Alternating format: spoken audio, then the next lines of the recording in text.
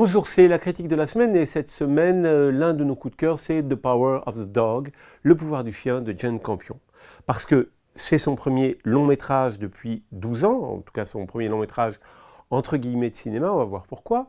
Parce que le western n'en finit pas de nous plaire comme genre cinématographique éternel, et parce qu'une fois de plus, Jane Campion interroge la virilité et les passions cachées, les passions secrètes. Donc premier long métrage depuis Bright Star. Entre-temps, elle s'était attirée un succès mondial avec sa série Top of the Lake. Ce retour au long métrage lui a valu le Lion d'Argent du dernier festival de Venise. Le pouvoir du chien, c'est d'abord un roman paru en 1967. Son auteur, Thomas Savage, y raconte son Montana natal, sa beauté sauvage justement, il s'appelle Savage. Sa cruauté, sa splendeur primitive, la dure vie de ses pionniers, les tourments de l'histoire collective et les secrets des consciences individuelles.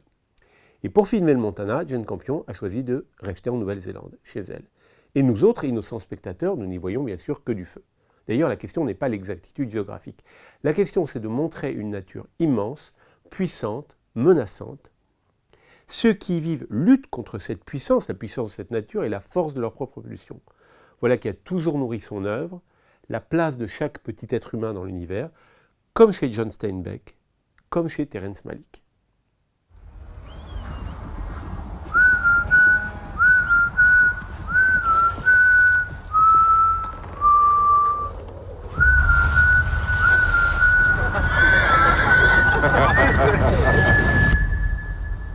It's just a man. Only another man.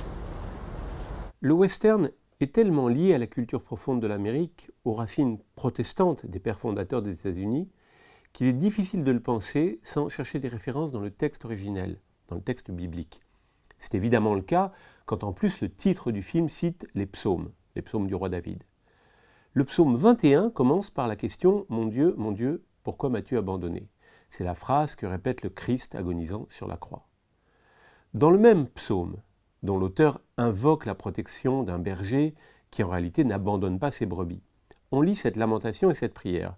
« Oui, des chiens me cernent, une bande de vauriens m'entoure, ils me percent les mains et les pieds, je peux compter tous mes os. Ces gens me voient, ils me regardent, ils partagent entre eux mes habits et tirent au sort mon vêtement, mais toi, Seigneur, ne sois pas loin, ô ma force, viens vite à mon aide, préserve ma vie de l'épée, arrache-moi au pouvoir du chien. » On est bien donc dans une histoire biblique. Nous sommes en 1925. Les deux frères Burbank ont hérité de leurs parents le plus grand ranch du Montana. Les buffles et les chevaux, il s'agit de les dompter. Mais il faut aussi surveiller la montagne, où se cachent les ours, les loups, les chiens. Et il s'agit pour ces deux adolescents attardés, ces deux gamins quadragénaires, de supporter leur solitude à deux.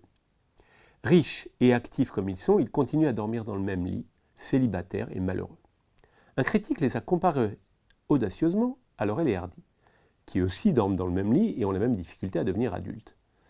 L'un des frères Burbank, George, est un garçon faible et tendre. L'autre, Phil, est un très viril et très agressif cow-boy qui appelle son frère Fatso, ce qu'on peut traduire par le méprisant bouboule du vieil argot français. Le gentil et courageux cadet est interprété par Jess Plemons, qu'on a vu dans la série Fargo. Le cruel, l'impitoyable aîné, c'est l'anglais Benedict Cumberbatch, qui fut le protagoniste de Imitation Game en 2014. Puisqu'il faut un élément de trouble pour qu'une histoire démarre, c'est le mariage imprévu de George avec une patronne de restaurant qui va enclencher le mécanisme narratif. Elle s'appelle Rose, elle est veuve, son mari s'est pendu dans le restaurant d'ailleurs. Elle est accompagnée d'un grand-fils, fragile, rêveur, Peter. Elle est interprétée par Kirsten Dunst, qui fut Marie-Antoinette, mais aussi la complice de Jesse Plemons dans la série Fargo.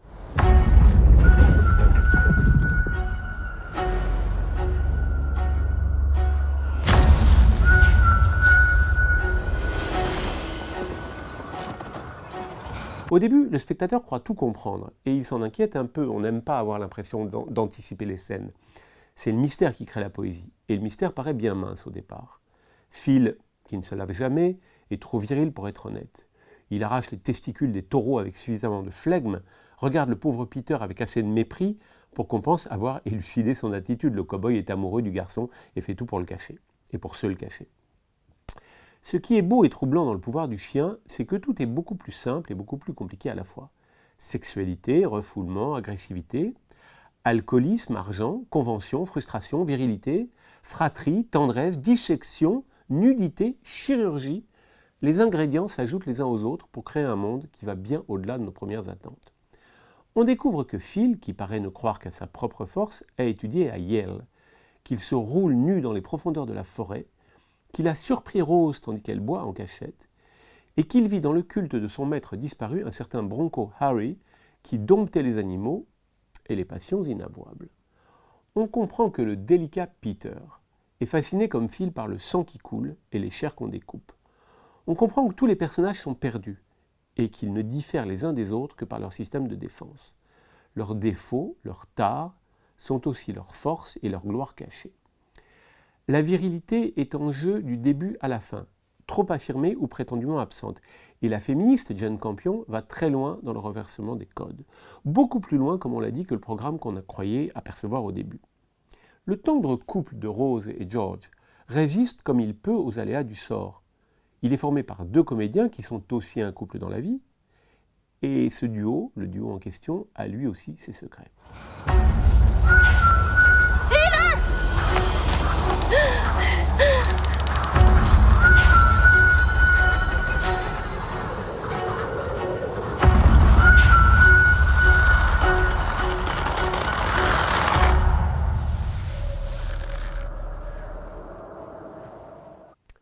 La jeune directrice de la photographie, Eri Wegner, filme la Nouvelle-Zélande et on croit donc volontiers qu'on se trouve à 20 000 km de là. Montrer la nature aussi menaçante et aussi placide qu'un chien couché relève du défi que elle et Jane Campion relèvent avec brio. Le chien couché, Phil le voit se profiler dans les lignes du lointain et ses cow-boys le vénèrent comme un visionnaire. C'est peut-être aussi la qualité principale de Jane Campion dans ce film attendu depuis longtemps et qui renouvelle encore l'éternel, l'increvable western. Le seul regret qu'on peut avoir, c'est que ce film spectaculaire, magnifique visuellement, sera vu sur des petits écrans par les spectateurs français. Évidemment, pas de sortie au cinéma, on sait qui le produit et on sait qui le diffuse. Voilà, c'est le seul regret pour un film vraiment passionnant.